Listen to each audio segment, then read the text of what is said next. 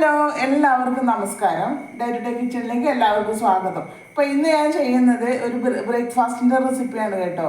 ഗോതമ്പ് പൊടിയും നേന്ത്രപ്പഴവും വെച്ചിട്ടുള്ള ഒരു ബ്രേക്ക്ഫാസ്റ്റിൻ്റെ റെസിപ്പിയാണ് ഞാൻ ചെയ്യുന്നത്. അപ്പോൾ അതിനായി ഞാൻ 4 വലിയ നേന്ത്രപ്പഴം എടുത്തിട്ടുണ്ട്. അപ്പോൾ ഏറ്റവും ആദ്യം നമുക്ക് ഇത് നന്നായി ഒന്ന് ആവിയിലൊന്ന് പുഴുങ്ങിയെടുക്കണം. അപ്പോൾ ഇതാ ഞാൻ ഒരു ഇഡ്ഡലി പാത്രത്തിൽ വെള്ളം ചൂടാക്കാൻ വെച്ചിട്ടുണ്ടായിരുന്നു. നമ്മൾക്ക് പിന്നെ ആ പഴമൊക്കെ ഈ ഇഡ്ഡലി പാത്രത്തിൻ്റെ തട്ടിലേക്ക് ഒന്ന് വെച്ച് കൊടുക്കാം. ഇതെല്ലാം ഞാൻ ഇതാ കണ്ടില്ലേ, ഒരുപാട് കഷ്ണാക്കിയിട്ടാണ് ഉള്ളത്. ഇതാ വലിയ പഴമായതുകൊണ്ട് തന്നെ നെടുകെ മുറിച്ചിട്ടുണ്ട്. അപ്പോൾ ഇതൊക്കെ നമുക്ക് ഇഡ്ഡലി പാത്രത്തിൽ വെച്ച് കൊടുക്കാം.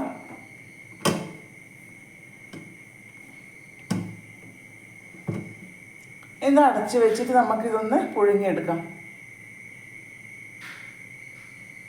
അപ്പോൾ ഇതാ പഴം പുഴുങ്ങാൻ വെച്ചിട്ട് ഏകദേശം 10-15 മിനിറ്റ് ആയിട്ടുണ്ട് കേട്ടോ. നന്നായി വെന്ത് വന്നിട്ടുണ്ട്. അതിൻ്റെ തൊലിയൊക്കെ ഇതാ ഇളക്കി വന്നിട്ടുണ്ട് വെന്തിട്ട്. അപ്പോൾ ഇനി നമുക്കിത് തീ ഓഫാക്കി കൊടുക്കാം.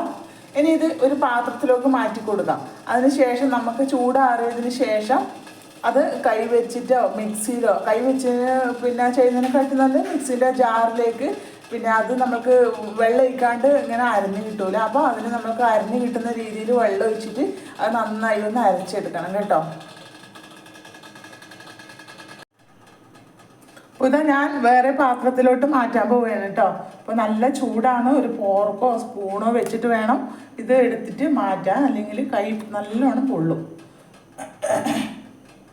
അപ്പോൾ ഇതുപോലുള്ള പാത്രത്തിലേക്ക് വലിയ പാത്രത്തിലേക്കാണ് മാറ്റി കൊടുക്കുന്നത്.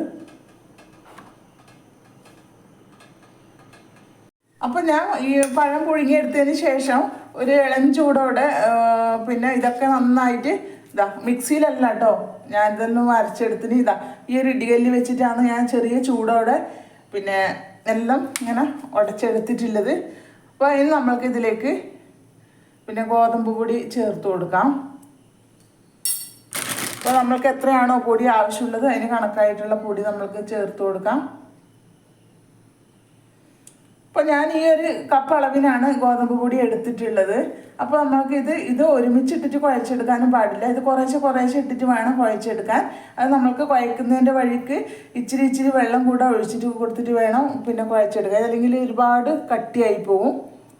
അപ്പോൾ ഞാൻ ഇത് കുറേശ്ശെ ഇട്ടിട്ട് ഇതെല്ലാം ഒന്ന് കുഴച്ചെടുക്കാം. അപ്പോൾ ഞാൻ ഉടച്ച നേന്ത്രപ്പഴത്തിലേക്ക് ഗോതമ്പ് പൊടി ഇതാ ഈ ഒരു കപ്പിന് അളവ് കണക്കായിട്ട് ഗോതമ്പ് പൊടി എടുത്ത് നമ്മൾ എത്രയാണോ പഴം എടുക്കുന്നത് അതിന് കണക്കായിട്ടുള്ള ഗോതമ്പ് പൊടി വേണം ചേർക്കാൻ. ഞാനിപ്പോൾ ഈ ഒരു കപ്പ് അളവിനാണ് ചേർത്തത്. അപ്പോൾ ഇനി നമ്മൾക്ക് അതിലേക്ക് തേങ്ങ ചേർക്കാം. ഞാൻ ഒരു വലിയ മുറി തേങ്ങയാണ് ഇതിനു വേണ്ടി എടുത്തത്. അപ്പോൾ 2-3 ടേബിൾ സ്പൂൺ പഞ്ചസാര പൊടിച്ചതും കൂടെ ചേർക്കാം നമുക്ക് ഇതിലേക്ക്. അപ്പോൾ പഞ്ചസാര താല്പര്യം ഇല്ലാത്തവർ പിന്നെ തേങ്ങ കുറച്ചുകൂടി അധികം എടുത്തോളൂ കേട്ടോ. അപ്പോൾ ഇത് പഞ്ചസാര ചെറിയൊരു മധുരം ഉണ്ടായാലാണ് കുറച്ച് ടേസ്റ്റ് ഉണ്ടാവുക. അപ്പോൾ അതിന് നമുക്ക് ഞാൻ പഞ്ചസാര 2-3 ടേബിൾ സ്പൂൺ പഞ്ചസാര പൊടിച്ചത് ഇട്ട് കൊടുത്തു. ഇനി അതിലേക്ക് നമുക്ക് ചേർക്കേണ്ടതാണ് ഏലക്കായും ഇച്ചിരി പഞ്ചസാരയും കൂടി ചേർത്ത് പൊടിച്ചതാണ്, അതുകൂടെ ഞാൻ ചേർത്ത് കൊടുക്കുന്നുണ്ട്. അപ്പോൾ ഞാൻ ഏകദേശം ഒരു 1.25 ടീസ്പൂൺ പിന്നെ ഏലക്ക പൊടിച്ചതാണ് ഇട്ട് കൊടുത്തത്. ഇനി അതിലേക്ക് നമുക്ക് ഇച്ചിരി കല്ലുപ്പ് പൊടിച്ചതും കൂടെ ചേർത്ത് കൊടുക്കാം. അപ്പോൾ ആ മധുരമെല്ലാം ഒന്ന് ചെറുതായി ബാലൻസ് ചെയ്ത് കിട്ടാനാണ് ഉപ്പ് ചേർത്ത് കൊടുത്തത്. ഇനി നമുക്ക് ഇതൊക്കെ ഒന്ന് നന്നായിട്ട് കൈ വെച്ച് തന്നെ നന്നായിട്ട് ഒന്ന് കുഴച്ചെടുക്കാം. അത് കുറച്ച് വെള്ളം ഒഴിച്ചിട്ട് വേണം കുഴച്ചെടുക്കാൻ കേട്ടോ. അപ്പോൾ ഇതെല്ലാം നന്നായി കുഴച്ചെടുത്തിട്ടുണ്ട് കേട്ടോ. ഇതിൽ ഞാൻ ആകെ ചേർത്തത് 2-3 ടേബിൾ സ്പൂൺ, അതായത് ചെറിയ ഗ്ലാസ്സിന് ഒരു 1/4 ഗ്ലാസ് വെള്ളമാണ് ഇതൊക്കെ കുഴച്ചെടുക്കാൻ വേണ്ടിയിട്ട് ചേർത്തത്. കണ്ടോ, ഈ ചപ്പാത്തിക്ക് നമ്മൾ കുഴച്ചെടുക്കുന്നില്ലേ അതുപോലെ, അത്ര ഹാർഡായിട്ട് വേണ്ട, ഇച്ചിരി സോഫ്റ്റായിട്ട് കുഴച്ചെടുത്താൽ മതി.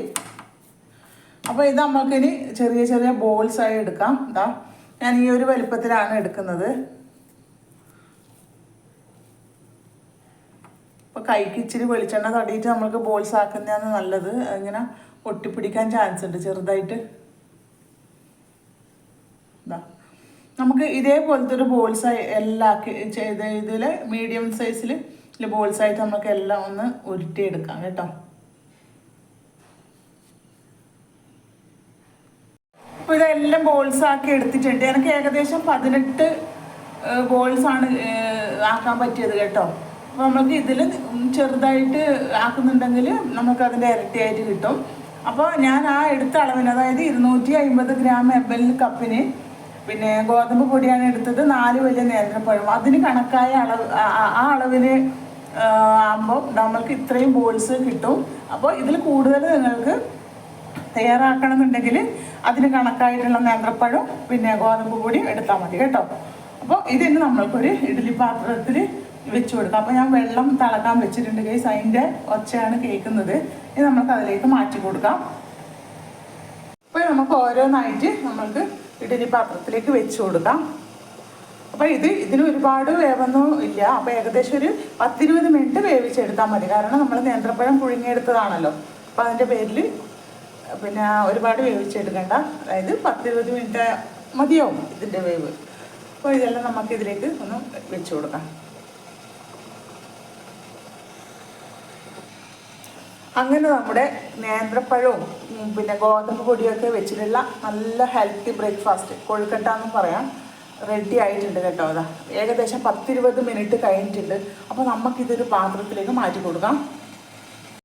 അങ്ങനെ നമ്മുടെ സൂപ്പർ ടേസ്റ്റുള്ള അടിപൊളി നല്ല ടേസ്റ്റാണ് കേട്ടോ കേസ്. ഇത് എന്തായാലും നിങ്ങൾ ട്രൈ ചെയ്യണം. അപ്പോൾ ഇതാ കണ്ടില്ലേ, ഇത് ചൂടായതുകൊണ്ട് എനിക്ക് പൊട്ടിച്ച് കാണിക്കാൻ പറ്റുന്നില്ല. അപ്പം പിന്നെ തൊടാൻ പറ്റില്ല, ഭയങ്കര ചൂടാണ്. അപ്പോൾ നിങ്ങളിത് പാത്രത്തിലേക്ക് എടുത്ത് മാറ്റുന്ന സമയത്തോ ഒരു പോർക്കോ, അതായത് പിന്നെ ഫോർക്കോ അതുപോലെ സ്പൂണോ എടുത്തിട്ട് നിങ്ങൾ മാറ്റേണ്ടതാണ് കേട്ടോ. അപ്പോൾ എല്ലാവരും ട്രൈ ചെയ്തിട്ട് പിന്നെ ഒന്ന് അഭിപ്രായം പറയാൻ മറക്കരുത്. വീഡിയോ ഇഷ്ടമായെങ്കിൽ ലൈക്ക് ചെയ്യണം, അതുപോലെ തന്നെ സബ്സ്ക്രൈബ് ചെയ്ത് സപ്പോർട്ട് ചെയ്യാനും മറക്കരുത് കേട്ടോ. അപ്പോൾ നമുക്ക് അടുത്ത വീഡിയോയിൽ വരുന്നത് വരെ എല്ലാവർക്കും ബൈ.